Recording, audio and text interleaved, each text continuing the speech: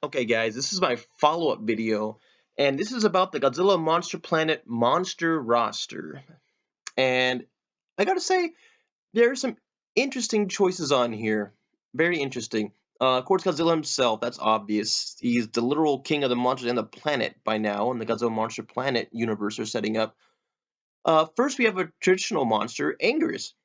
I say traditional, and in a you could take it either way because Angerus is a fan favorite. Nobody doubts that. However, other than Godzilla Final Wars, he did not make any other appearances outside of the Showa era. In the Showa era, he was quite popular. He made appearances in Godzilla Raids Again as his first ever opponent. He was in Destroy All Monsters. Still no clue if that's another Anger's or he got resurrected. Beats me. Probably another Anger's, I'd have to assume.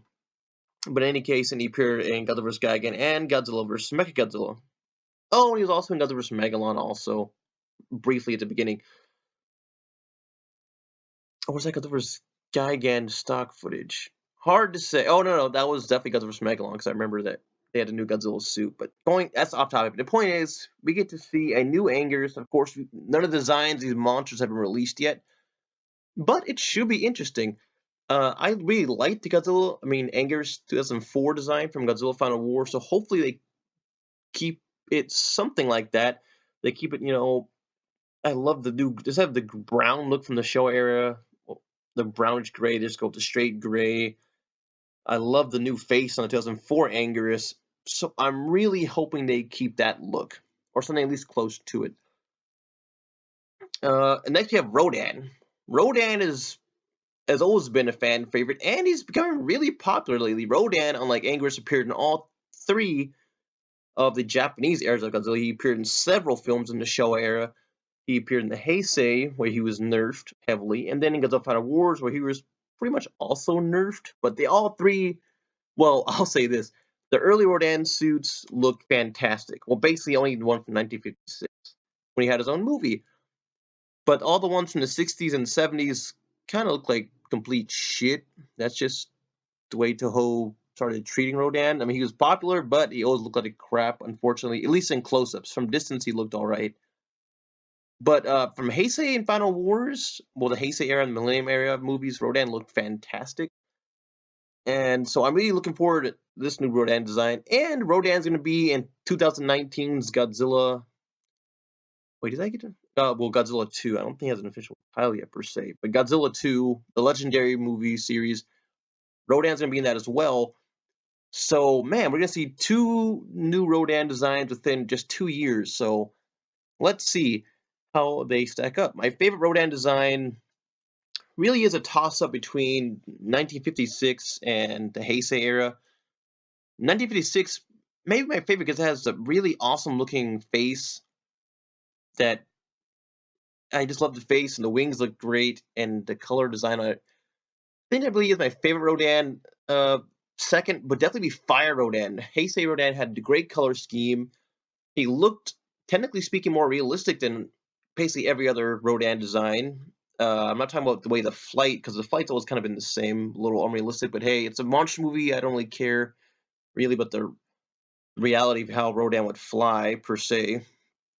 But the point is, he looks great, and it, like I said, it kept the more realistic features, like a longer beak, like an actual Pteranodon. Although it still has a teeth, of course, but I like the teeth, and the smaller feet, which were more, you could tell, looked more like actual how a Rodan-like creature, pterodactyl, pteranodon would evolve. And it had great wings, unlike the later eras of Rodan from the 60s and 70s, where the wings looked like shit. Uh, Final Wars Rodan looked really good. It had the color scheme of Fire Rodan, but it looked a lot more like the Showa one. But as with all the monsters in that movie, they looked a little too humanoid.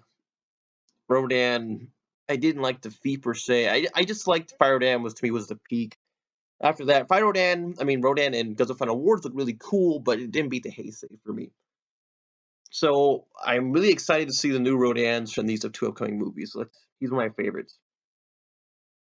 And this is where it starts getting really interesting. We have Orga. Orga, who has made it into some of the games, but has not appeared, of course, since the Millennium era, Godzilla 2000. Uh, I'm not a super fan of Orga. 'Cause I mean, the design is okay to me. To me, he looked his coolest when he had already like half absorbed Godzilla, because then at least he actually kind of looked like Godzilla. But Orga, saying that Orga was born from Godzilla and alien DNA, you couldn't really tell because he looked like a gray Rancor. Beyonce, when they said Beyonce was part Godzilla, part plant, you could tell because she had her own little spines on the back, all that stuff. But that was cool. Orga, I mean, it's not much I hate by any means, not at all. It just not my favorites. But the fact they're bringing him up is actually pretty interesting. Instead of doing the same old thing, like Mothra. People seem to hate on Mothra at times because she keeps coming back on Mechagodzilla and stuff. But I mean, those are fan favorites and they're classics. They're usually in the best of the movies. But bringing in Orga is a really unique choice. I think it's great. And then we have Kamacuras. Kamacuras is a monster. I honestly like Kamacuras more than Orga, I guess, to an extent. Only because he's always really creepy looking. And because if you read, I think it was it Godzilla Cataclysm, one of the comics? They had the whole idea of Kamacuras as a bunch of locusts. Which that's why I like the original Son of Godzilla. It wasn't one of those monster movies where there's only one Godzilla, only one Angus. No, there was a few. I think there was a trio of Kamacuras. And the idea of these creatures swarming was really cool. That's why I like Godzilla's Megaguirus, because the idea of a bunch of insect-like creatures swarming and interacting with other people and Godzilla is always really awesome to me. So I think having Kamacuras is probably, I think that's what they're gonna do with maybe Kamacuras. I know he's based off a praying mantis, I know, but wouldn't it be cool to see like a giant? Because remember, it's 20,000 years without humans' intervention on evolution on Earth. So wouldn't it be cool to see like a giant mountain is now like a giant Kamacuras anthill or something like that, and there's billions of them or some shit like that, which I'm pretty sure they're gonna do. So I'm excited to see Kamacuras in the movie, honestly. And then the last two are really interesting. Really interesting. This is one of my favorite choices, Dagara, or as you may know him, Dagarla. And if you don't know who Dagarla slash Dagara is actually from Rebirth of Mothra 2. Uh, well, those are whole other things in themselves, movies. I think I reviewed them, but I reviewed them way back. But it basically Mothra had her own solo series.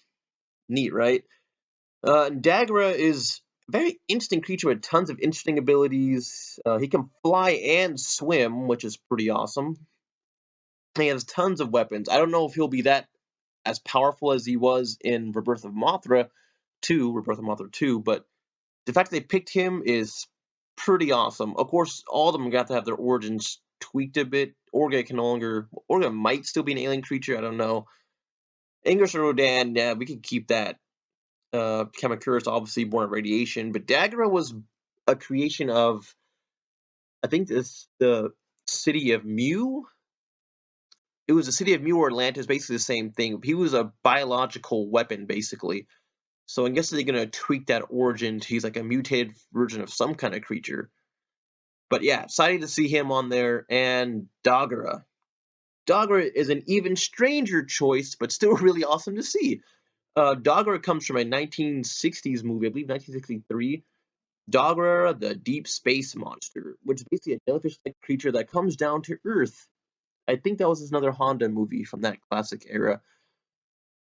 And honestly, I haven't seen that movie. That's how obscure that one is. I need to buy it, but there's a lot of things, between buying War Gargantuans, which I do have, and other movies I don't own, like Frankenstein Conquers the World and whatnot.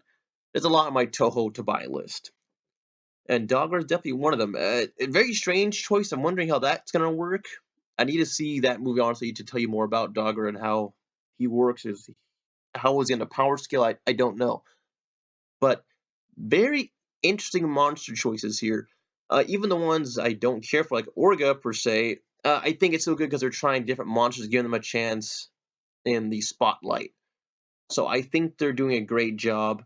I'm pretty sure for the two remaining films, we'll see an even bigger lineup. Maybe we'll see King Ghidorah, or maybe we'll just see monsters that we haven't seen before, or at least in a while. Like, I don't know, Destroya, who's also only had one movie, Titanosaurus, who always needed redemption, or at least one more movie with a better roar. And other interesting monsters who just haven't had the time to shine at all. Like Manda has been very abused. Kumanga, I liked the Kumanga design. Godzilla Final Wars did not like the execution because it lost a lot of the power. Kumanga from the show era actually gave Godzilla a bit of trouble, and him so easily dispatched in GFW was disappointing to say the least.